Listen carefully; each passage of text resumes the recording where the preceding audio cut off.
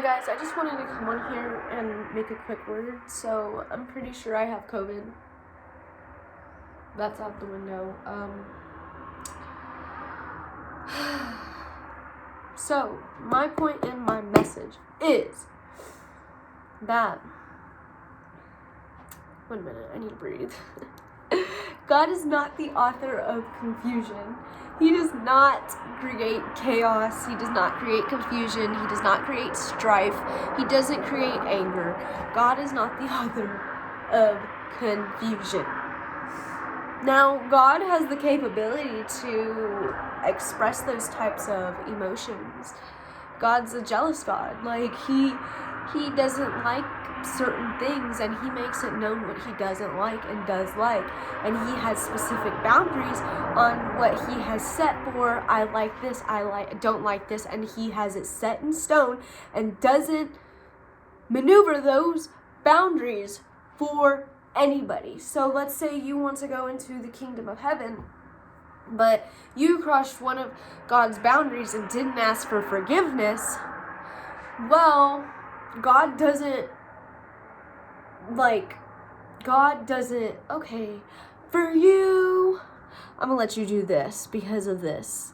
No, God has his boundaries set in stone. And so what you need to realize is God is not the author of confusion.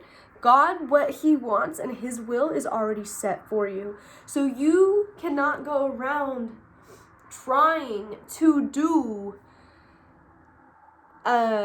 another work of confusion in God's kingdom and with God's people, and you cannot be coming and causing chaos and strife on God's people, because what are you going to receive back? Chaos and strife. I've seen it happen many times before. And so what you need to realize is that if you are confused in any type of situation, if your boundaries are being pushed in any type of situation, if God doesn't bend his boundaries for us, why are you bending your boundaries for other people too? You are a child of God. You're a child of God, right? Well, if you're a child of God, and God has specific boundaries that he has set out and he wants you to follow, you as a person should have certain boundaries that you don't want crossed. So now when you are setting stone in your boundaries and you're not tolerating certain activities, you're not tolerating certain moves, you're not tolerating certain things from certain people, you'll notice these people get mad. They're going to say, oh, when I always do what you want to do. Yeah, you always do what I want to do. You know why? Because I only do what I'm comfortable doing. If I'm not comfortable doing something, I'm not going to do it, period.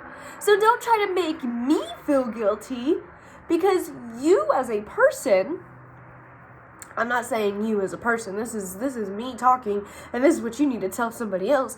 If they as a person, so if you as a person want to come at me and try to make me feel uncomfortable for feeling uncomfortable because you are doing things that make me feel uncomfortable,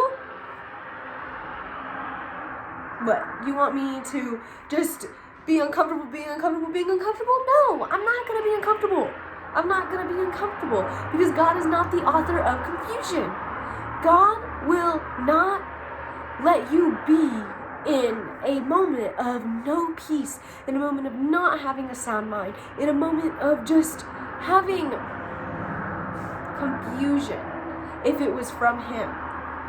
And that's where I have to say, if something is not from God, it'll try to cross your boundaries, period. That's the first sign. And if it starts confusing you and making you question, should I do this? Should I not? But you have your boundaries already in place, and you just, ruin them for what? A person who doesn't even care? My thing is as a kid, in middle school, a lot of people would like to watch fights. And so every time someone fought, everybody would be running towards the fight.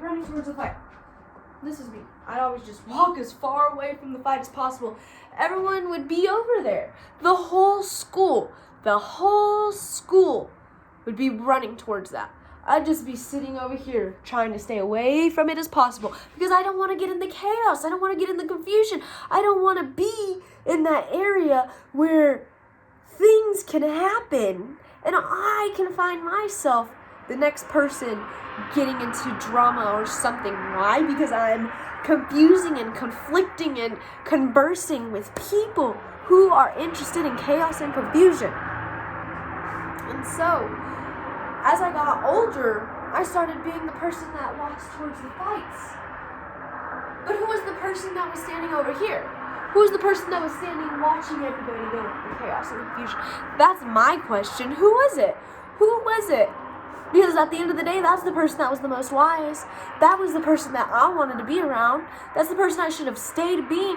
But because I let people push my boundaries, I started, okay, let's go over here, let's watch the fight. Let's do this. When I know, as I've gotten older now, that I wish I would have just stuck to my boundaries and not bent myself to fit in for nobody. So if you have to bend your boundaries and get confused to make anybody in your life feel comfortable, but it makes you feel uncomfortable, they have no love for you. Because God is not the author of confusion, but love, peace, and prosperity.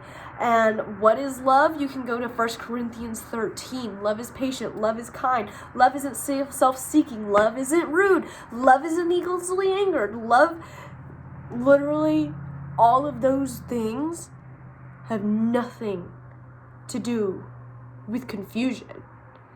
So if you are being confused, you are not loved.